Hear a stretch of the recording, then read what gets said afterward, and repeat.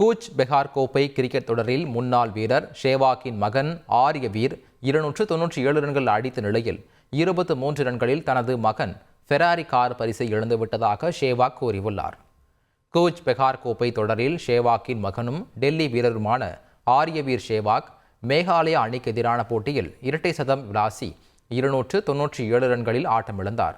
சர்வதேச டெஸ்ட் போட்டிகளில் ஷேவாக்கின் அதிகபட்சமாக 319 ரன்கள் உள்ள நிலையில் ஆரியவீர் முச்சதத்தை நெருங்கி கவனம் ஈர்த்துள்ளார். தனது அதிகபட்ச ஸ்கோரை தாண்டினால் ஃபெராரி கார் பரிசாக அளிப்பதாக ஆரியவீரிடம் ஷேவாக் ஏற்கனவே கூறியிருந்துள்ளார்.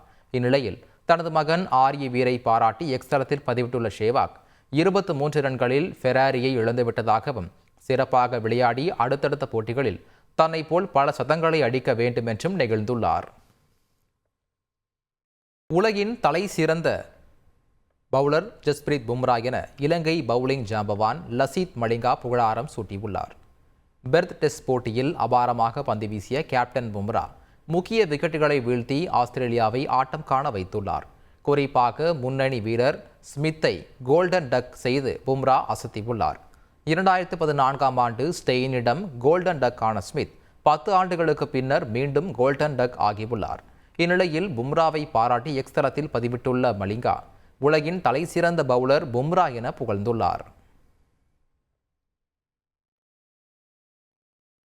பெர்த் டெஸ்ட் போட்டியின் போது ஆஸ்திரேலிய வீரர் நாத்தன் லியோன் இந்திய வீரர் ரிஷப் பட்டை ஸ்லெட்ஜிங் செய்த சம்பவம் சுவாரஸ்யத்தை ஏற்படுத்தியது. போட்டியின் நடுவே ரிஷப் பண்டிடம் IPL மெகா ஏலத்தில் எந்த அணிக்கு செல்ல போகிறீர்கள் என்று லியோன் கேள்வி எழுப்பினார். அதற்கு பதிலளித்த ரிஷப் பண்ட் IPL ஏலம் குறித்த எந்த யோசனையும் தனக்கு இல்லை என்று தெரிவித்தார். செய்திகளை உடனுக்குடன் தெரிந்து கொள்ள உடனே சப்ஸ்கிரைப் பண்ணுங்க.